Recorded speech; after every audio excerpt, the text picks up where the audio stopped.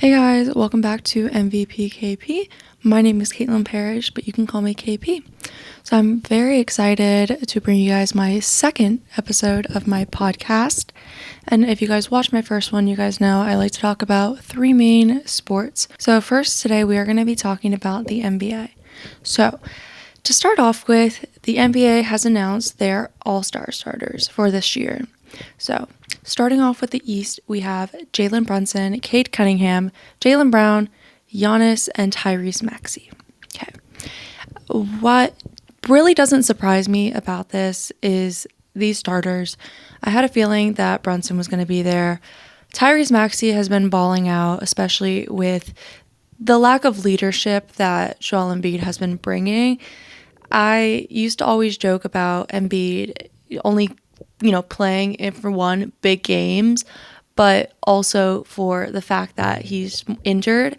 There actually is a statistic that Embiid has not played in more games that he has played in his career, which for me is crazy with the amount of money that Philadelphia is paying this man. But Giannis, he was just announced yesterday after their game that he is going to be out for 4 to 6 weeks with a calf injury. So with the timeline of the All-Star game, I believe that they are going to have to bring one of the reserves in for him as a starter. So I'm interested to see who that is going to be. It really could be anyone. But so I don't think that he is going to be a starter. But for him, I think that it was an honor anyway to be nominated. But Jaylen Brown, as I mentioned last week, he is single-handedly dominating the East and helping the Celtics. And Cade Cunningham as well.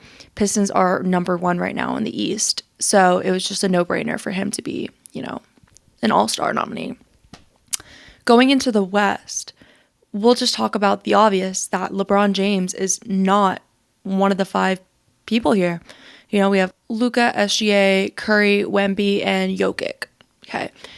Jokic is dealing with injuries right now. We'll see if he's able to play, but regardless, I think that's a no-brainer right now. We have 2 people right now in the running for, MVP this season. Steph Curry, obviously another obvious candidate for this. Wemby is insane. And Luka is another individual that is in the running right now for MVP. So going to LeBron, this is the first season in 21 seasons that he has not been a starter. And that raises a lot of questions. What's going to happen with LeBron? So obviously, from the way I'm looking at it, LeBron is still going to be an all-star. Whether he's a starter or not, he's still going to receive an all-star bid. And also the irony being that Bronny did receive 2 all-star nominees. Everyone's like, who would it have been? Guys, it's one of them's obviously LeBron. And people are also like, oh, well, one of them was probably Draymond Green. Who knows? Who knows who that other person was? But it's still the situation that, not even a situation, but Bronny received 2 nods for the All-Star. So who knows? Regardless, enough, he's not there. Brings into question, is this his last season in LA? Is he going to retire? What's going to happen with LeBron? Who knows? So there's all that into question. My friend Alex, his prediction, which I told him that I would put this in here for him, but his prediction is that this will be his last season here in LA, but he's going to go to Cleveland, play 1 season in Cleveland, and retire as a Cavalier. I think that that is a plausible prediction. He started his career in Cleveland, won a natty in Cleveland, and, it's a very, very reasonable prediction. Do I think that it would happen? No, I mean, LeBron is getting up there in age. We all thought he was going to retire when he played his 1 season with Bronny. He did just that. He's still going. He's still putting up great numbers, but the LeBron James retirement is going to be happening soon. It's happening soon. So the big thing with the NBA that I wanted to do is what I'm going to be calling my way too early odd predictions. So for those of you that don't know, my minor was marketing for one, and my other minor was data analytics. So what I did, took forever. And this is why I'm very excited to share this with you. I went through the stats of all the players, okay? I narrowed it down for the big awards. So we're talking about MVP, Rookie of the Year, Most Improved Player, Clutch Player, all of these awards, okay? And I narrowed it down to the top 3. And I picked my predictions for the top 3, okay? And this is just based on statistics alone, okay? No bias at all. So let's get into it. Let's start with the big one first. MVP. Okay. This is one that the NBA is posting on the regular. So this one is one that is probably not going to surprise anyone. And from these statistics, these are going to be stats as of the 23rd and the 24th of January. So my top 3 candidates are Shai Gilgeous-Alexander, Nikola Jokic, and Luka Doncic. The other question is, so for most of these awards, is you have to play in at least 65 games. Because we are in January, this could vary for anyone. I mean, we just saw the other night, and we're wishing for a speedy recovery, at least myself, for Jimmy Butler went down with an injury. And, it could just flash in an instant, which is one of the crazy things about sports.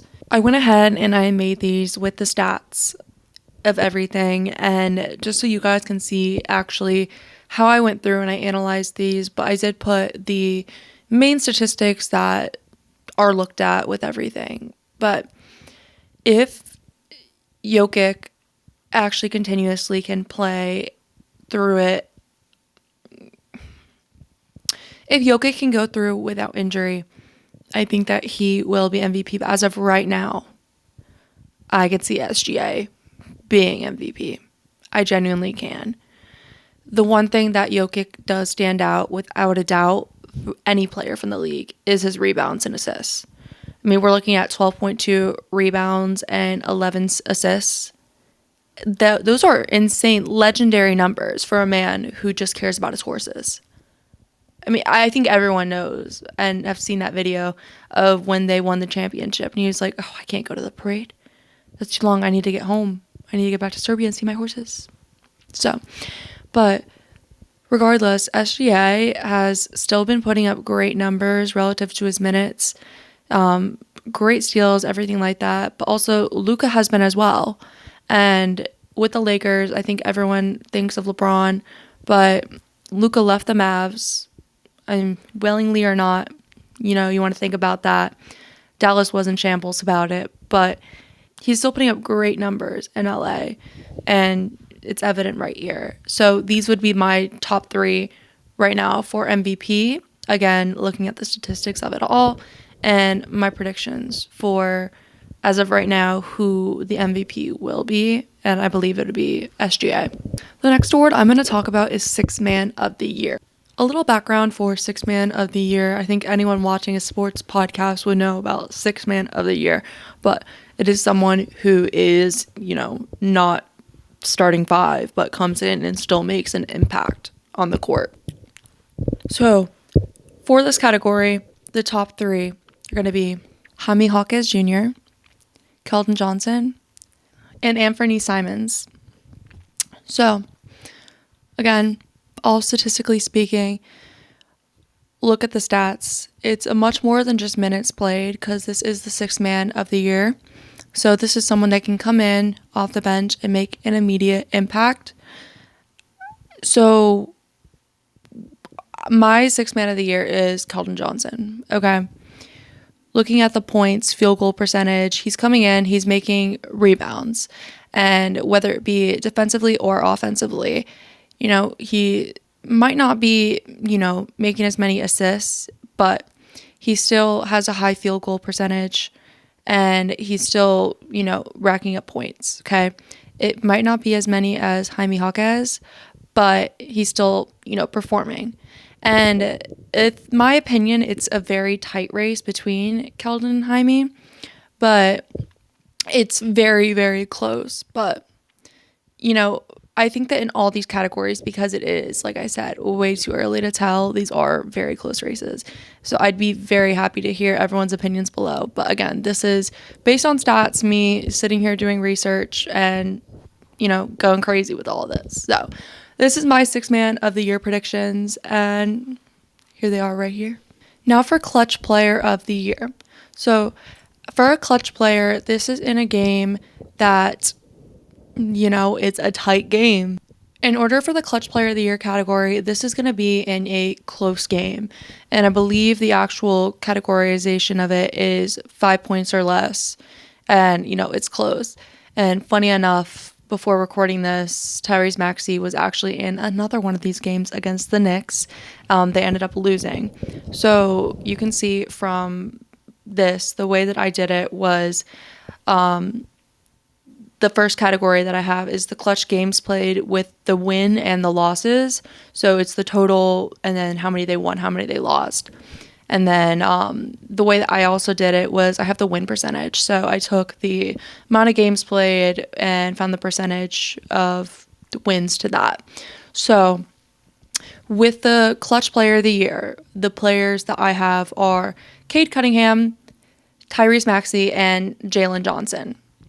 And it just happens to be with the rankings when I reveal them that it happens to do with the win percentage, but that has nothing to do with how it just happened to work out that way. But that actually wasn't a deciding factor in terms of the statistics, but just how these players, they came through and they executed in this clutch time.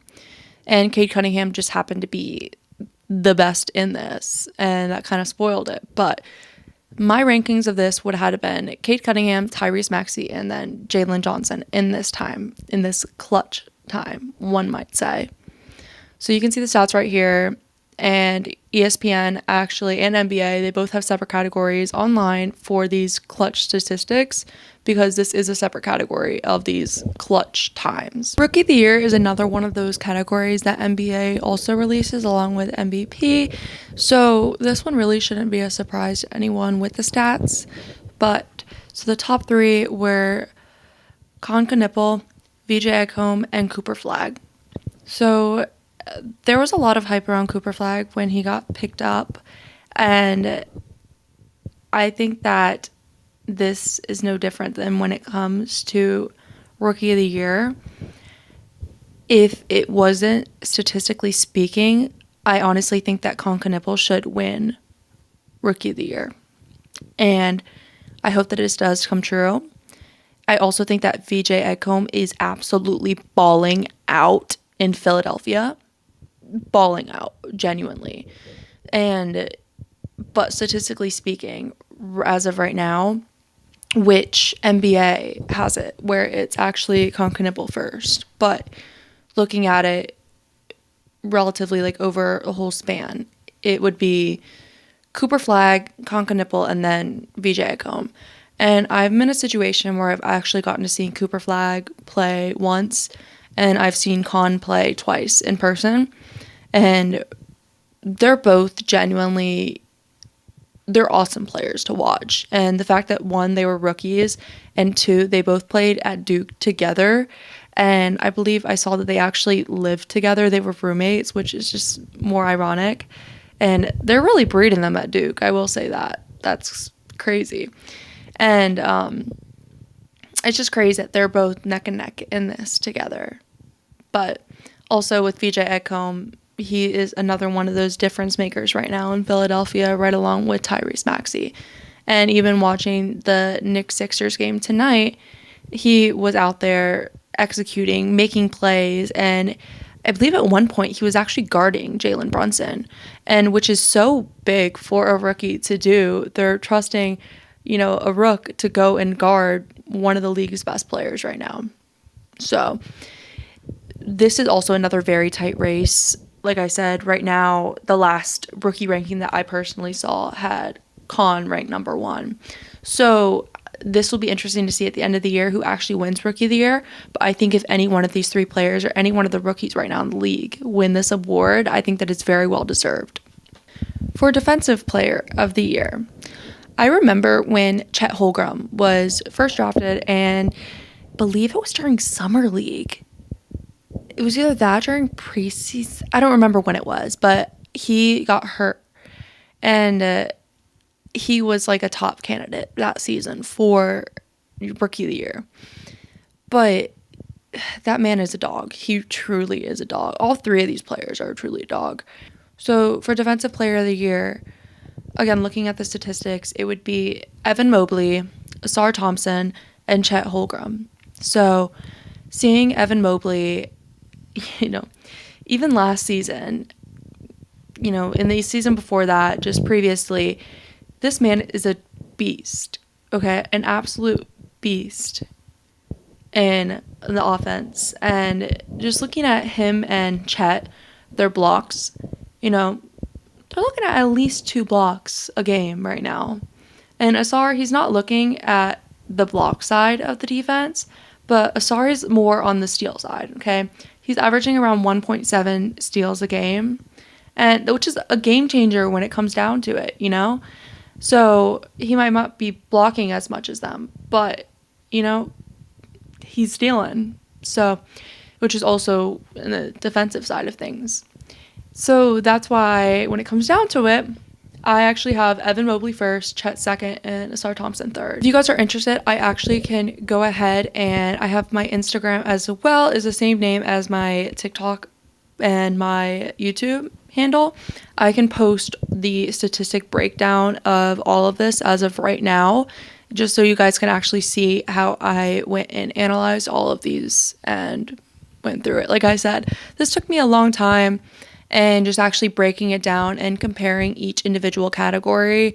I made charts and all of that fun stuff. But for me, it's actually what I enjoy doing, and just actually looking at the player breakdowns.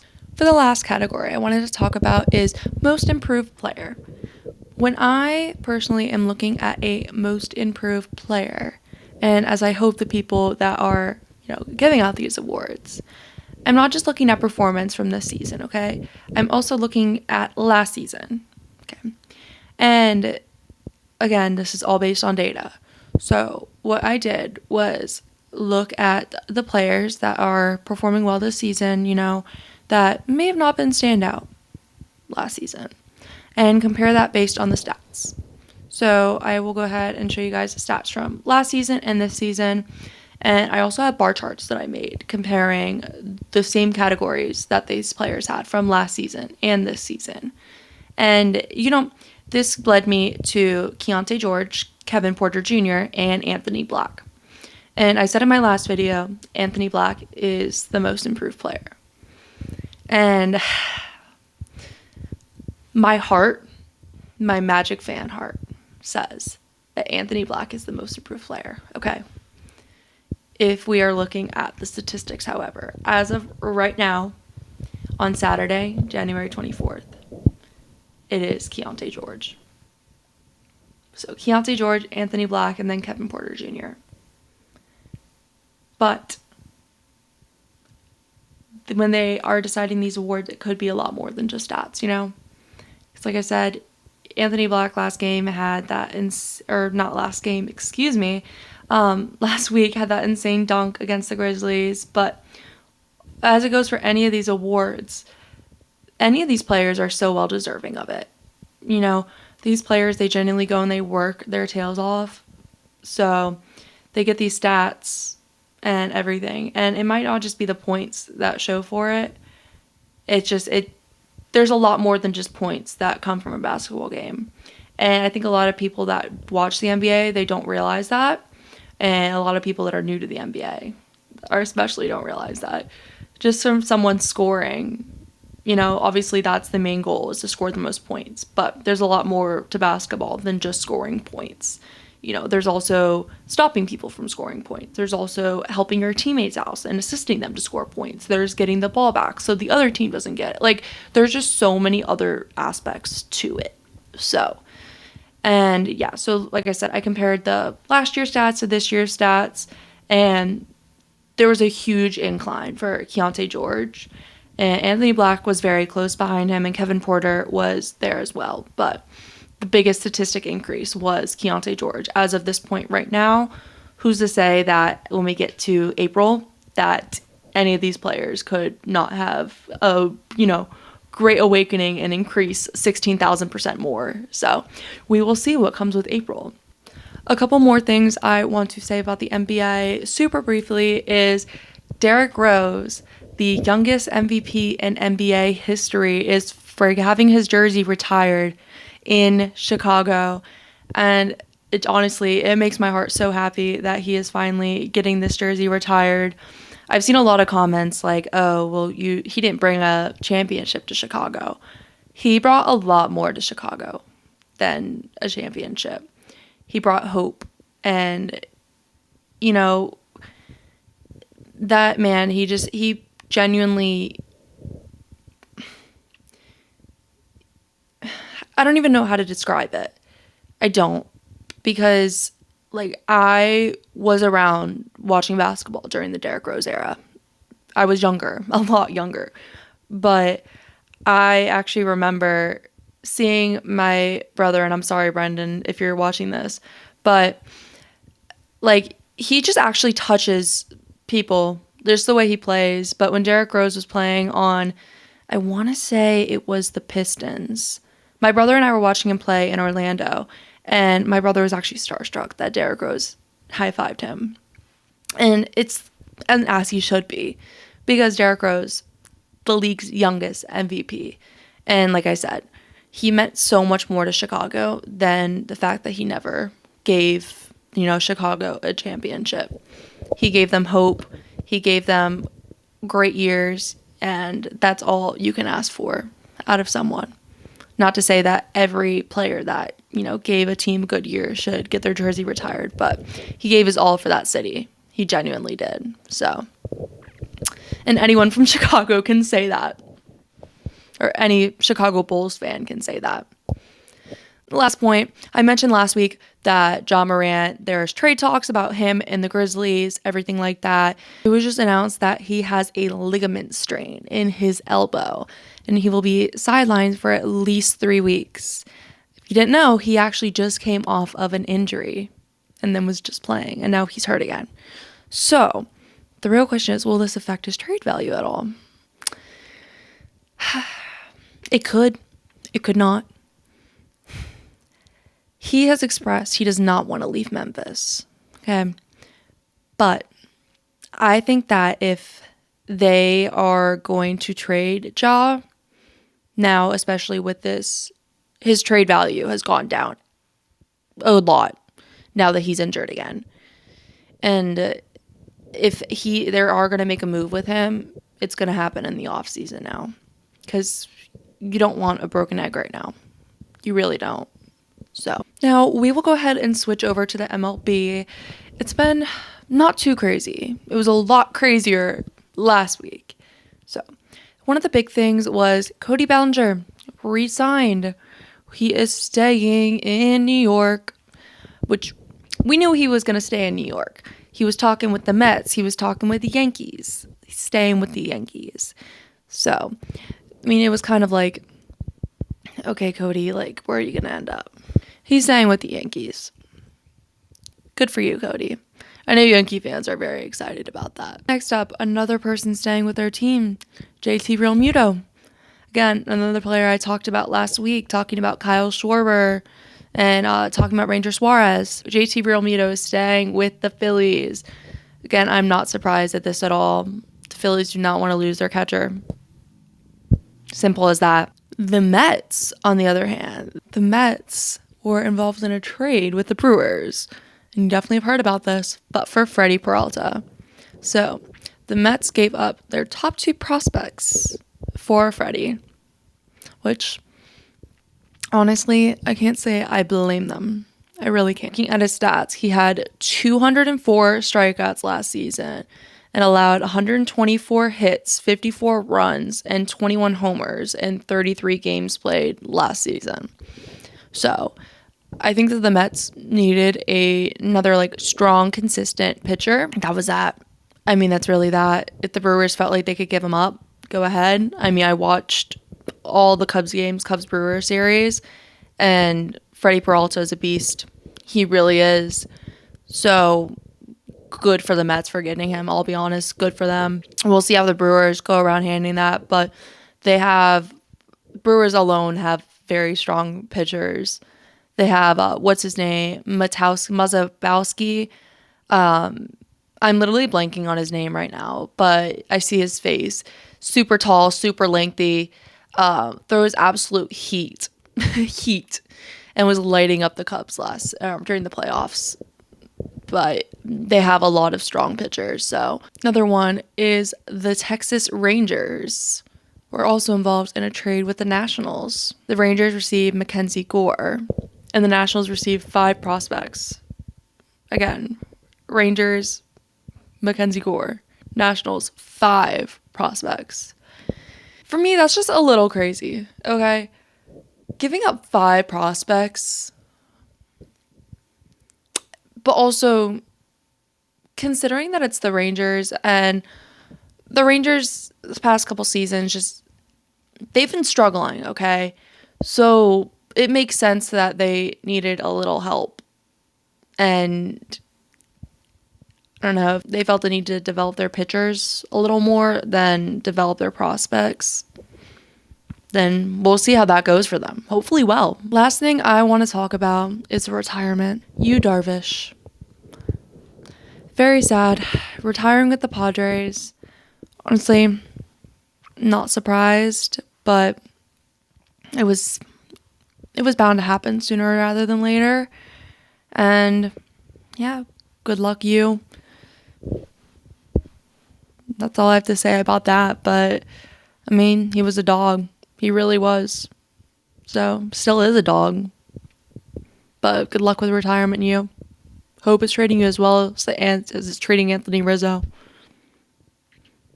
Actually, one more note about baseball. Speaking of Anthony Rizzo, I literally just remembered this.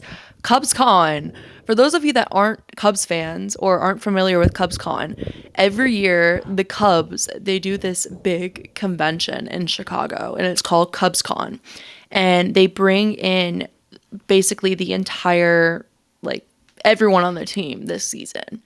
And they introduce it, the team to everyone. So they brought in Alex Bregman and just everyone on the team. It's a cool way for the fans to interact with the players and just everyone. But this year was different because it was the 10-year anniversary of the Cubs winning the World Series. So the 2016 Chicago Cubs were in attendance. It was so cool, and I'm so jealous as a Cubs fan that I was not there. Yeah. But the even cooler part is that there was a banquet before CubsCon with the players and the players' families and everything, and none other than Kyle Schwarber and Javier Baez came back for this as well. And me saying this, if you're familiar with the Cubs 2016 World Series team, probably like, oh, Chris Bryant. Where's Chris Bryant? So there's a couple of different rumors that I was seeing, okay?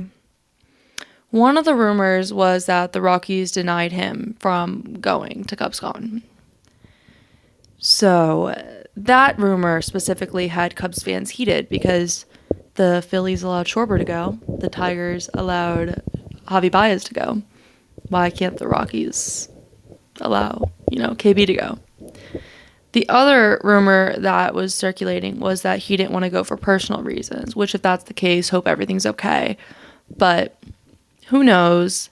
And at the end of the day, it was still great to see pretty much everyone together. I mean, John Lester was there, Addison Russell, just everyone was there. So, I mean, besides Chris Bryant. But it was so cool just to see that whole team back together again as a Cubs fan. So now on to NFL. I don't know where to start. I really don't. So there's been some coaches fired. Yeah. I don't even want to say some because there's been a lot of coaches fired. Okay. Let's start with the Bills because the Bills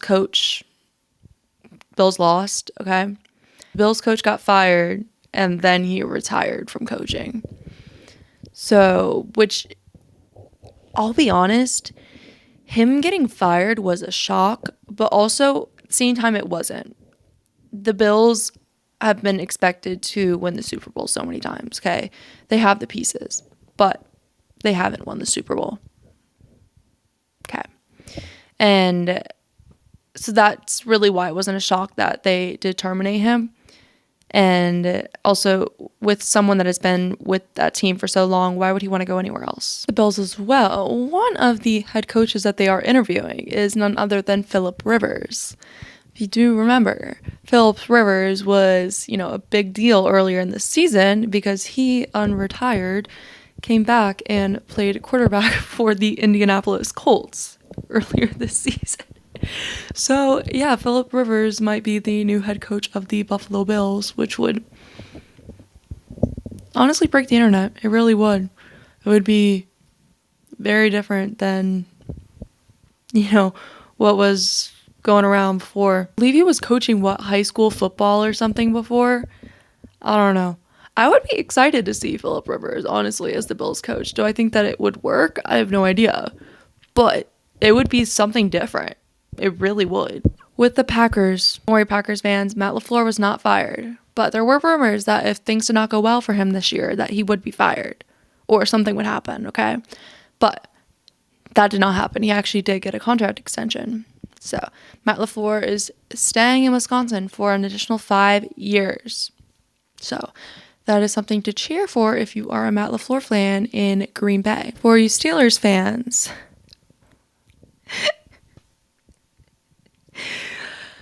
I'm laughing because Mike Tomlin resigned, okay? And I'm laughing because I know my cousin, Ryan, who is a Steelers fan, is not happy about this at all. Mike McCarthy is the new head coach of the Steelers. Yeah. And Ryan likes to joke that he's not watching baseball anymore because the Dodgers picked up Kyle Tucker, and he made the joke now that he's not watching football anymore. So, sorry, Ryan. Or you can convert and be a Bears fan like the rest of your family. He won't.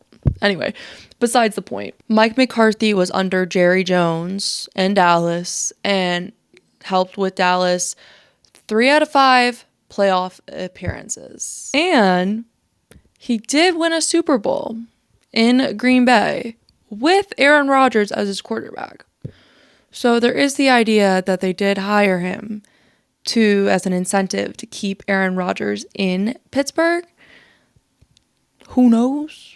That could have happened. That could have been the case. Who knows? I guess we'll find out what happens with Aaron Rodgers. I can't see him leaving and going to another team. I really can't. If I see him leaving, going anywhere, it's to the retirement home. Genuinely. Also, with Aaron Rodgers, there is a whole rumor that he married an AI chatbot. I don't know if anyone else saw that. And then it was debunked, but then it wasn't debunked. I have no idea. So if anyone has proof that Aaron Rodgers is not married to an AI chatbot, let me know. But I don't believe it's true because that would be really weird. But I think he's married to a human. But no one's ever seen this human. And none of the Steelers' wives have met her.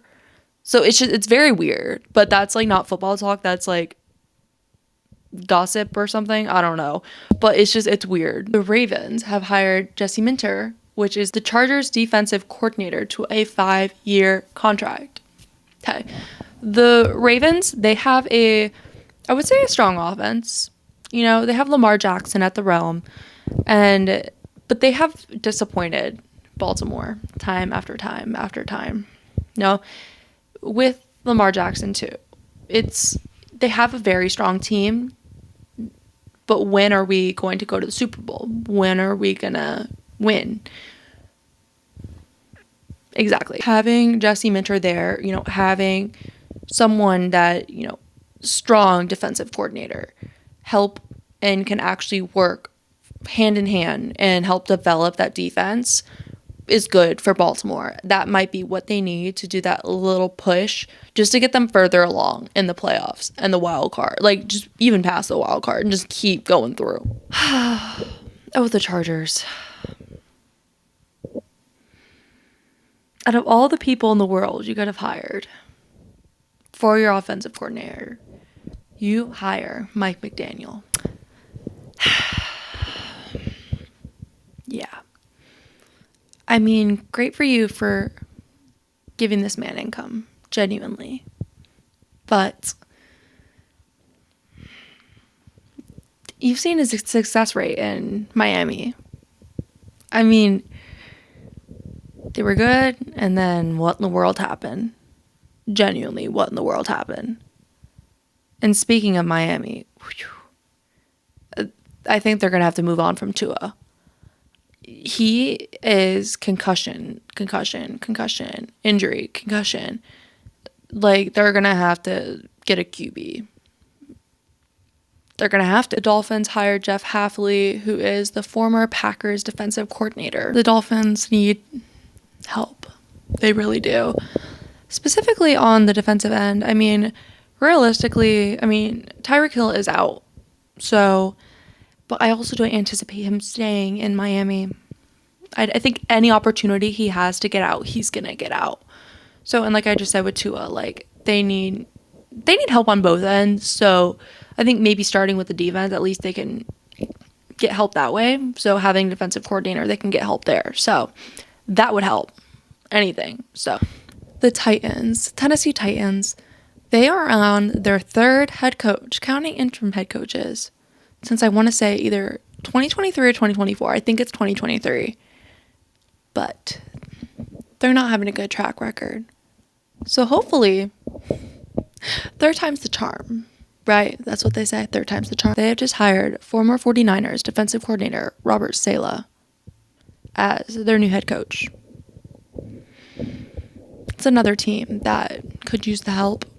So, hopefully for Tennessee. But also, the Titans, they did a lot better this season, genuinely, than previous seasons. So, this could be it. Raiders fired Pete Carroll. We'll see with them. They haven't announced that they've hired anyone else. But, again, with the Raiders, ask any Raiders fan. They're on the up and coming. I feel like that's what any fan says of a team that, like, isn't doing the best. But it's okay. They'll do better. The Falcons hires Kevin Stefanski, which is the former Browns head coach. So, and he also used to coach Kirk Cousins in Minnesota. So this could also be good. So he already has experience there, but they did not like this man in Cleveland. Hopefully the Falcons fans like him better. It's one of those things that, like, when your coach, you and your team is notoriously bad, you either blame the QB or you blame the coach. So there's that. Who are they going to blame? Shedeur Sanders? I mean, Shedeur, like, literally was their third string and then went up to their first string, and then, like, it was just back and forth over there, and then, like, Dylan Gabriel stepped in for a bit. So a lot was going up in Cleveland. So, again, we'll see what's going on in Atlanta now that he's down there. So hopefully the Falcons fans, like I said, like him better. Lastly, the Cardinals fired their head coach. They fired Jonathan Gannon. There are 2 people interviewing currently for this position. Anthony Weaver, which is the Dolphins defensive coordinator, he is currently on his second interview for this position. But Anthony Weaver is also interviewing for the Bills head coach position along with Sir Philip Rivers. So we will see how this goes, and maybe I'll have another update for you guys with this next week. All right, last thing I want to talk about is the games that just happened last week and the games leading up to our Super Bowl in the NFL. So, first game, Bills-Broncos. This was an overtime game, overtime thriller, one might say. Josh Allen, again, not executing in a big game, unfortunately. Was the first mess up in my bracket, unfortunately. I had the Bills going to the AFC Finals against the Patriots, so that was fun. So, yeah, Josh Allen just is not executing in these big games. I mean, he had that turnover in overtime, and yeah, there's that. I mean, it happens. It genuinely does. It's the name of the game. And he really put a lot of pressure on himself. I'm not sure if anyone else saw those interviews, but at the end of the day, it is a team sport. Everyone has to hold everyone accountable. So, but it really did break my heart seeing him cry at the end. So, no matter what fan you are, it's, I mean, obviously you can celebrate your own team win, but it's disheartening to see someone like that. But the big story of that game for me was that Bo Nix actually broke his ankle. Yeah, fractured his ankle, did whatever to his ankle in the second to last play in overtime. So Bo Nix is out for the rest of the season. So now they have Jarrett Stidham coming in. Yeah, Jarrett Stidham, he has not thrown a pass since 2023 in a game. And the Broncos' Super Bowl hopes, dreams are on this man. We will see. So these games take place tomorrow. I'm honestly excited to see. They do play the Patriots, but I mean, I think the Patriots are going to win. I genuinely do.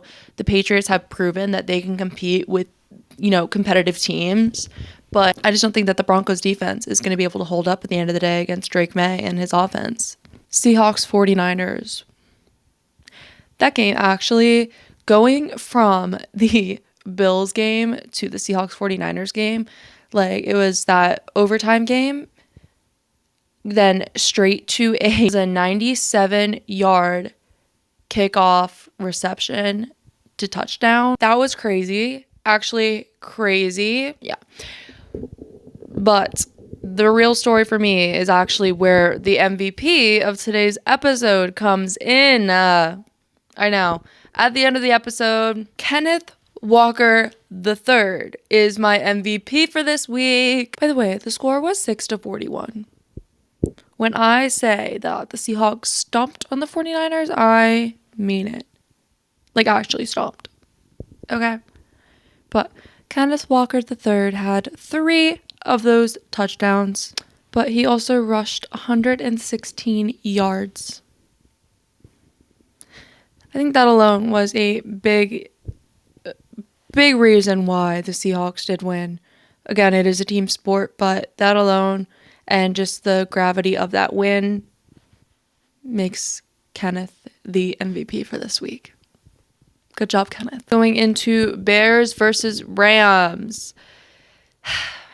You guys can see the Bears stuff behind me. This was a heartbreaker for me, overtime, but I just want to talk first and foremost about how that catch, Caleb Williams can actually throw a ball from underneath his legs backwards after spinning around 4 times in a crunch time play, and someone will make the catch. I don't know what it is about Caleb Williams, but he can do it. Like, for those of you that didn't watch the game, I'll literally put a clip right here of my reaction, but Caleb Williams literally was being pushed back by the defense. I thought he was going to get sacked. Threw the ball, Cole Kmet caught it, touchdown, brought us to overtime. We're not going to talk about what happened in overtime, but Bears lost, Rams moving on. And as a Bears fan, I can't even be upset because I think that the Bears show such promise. They hadn't won a playoff game in over 10 years. So I'm happy. I'm very happy for our future. And kudos to the Rams for winning. You guys played really hard. So good luck with the Seahawks. I think the Seahawks are going to win against the Rams. So we'll see how that goes. Last game, Patriots-Texans. CJ Stroud. I thought he was going to cry. Genuinely did. There was 4 interceptions, turnovers, whatever you guys want to call them. But in the first half alone, I genuinely thought he was going to cry. Like, just watching him walk out in halftime, like, he looked so, like, upset. I mean, I would be too. I genuinely would. I don't know why they didn't want to give, their second string a chance. I don't really know off the top of my head who the second string is, but whatever that decision was, it really didn't make a difference.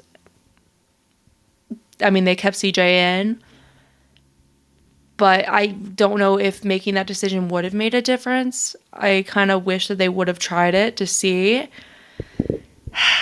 But, damn, 4 interceptions in the first half. I mean, that's the game right there. That genuinely, if I were the Patriots, I would have been on cloud 9. So my predictions, I kind of already said it. Seahawks, Rams. I think the Seahawks are going to beat the Rams. I really do. I think that the Seahawks right now are untouchable. Like, they're beasts. As for Patriots, Broncos, Patriots. And I've already said my reasons why. I really don't want to waste time and re-explain. So we'll see. And for Super Bowl, when it does come to it, it would be, if my predictions do hold true based on what I just said, it would be Patriots versus Seahawks. Whew, it's going to be a gnarly Super Bowl. It really will be. It could go either way. But based on what I've been seeing just in the playoffs, I'm going to have to go Seahawks. Yeah. Their defense has been insane, and same with their offense. So, but also Patriots defense and offense have also been insane. So either way, it'll be super competitive. So anyway, yeah, that was this week's podcast. I know I threw a lot at you guys, but like I said, I was working a lot on the NBA analytics and all of that. So I'd love to see your guys' opinions on all of that down below. Everything, feel free to comment. I love interacting with you guys either on here or on my TikTok. I do post little clips and snippets of the videos on the TikTok, and I will start doing that on the Instagram account as well. It is the same username as the YouTube account. So like I said, feel free to follow me on both of those, and we can talk, interact, all that fun stuff. But yeah, this has been another episode of MVKP. As always, my name is Caitlin Parrish, but you can call me KP, and I will see you guys next week. Bye, guys.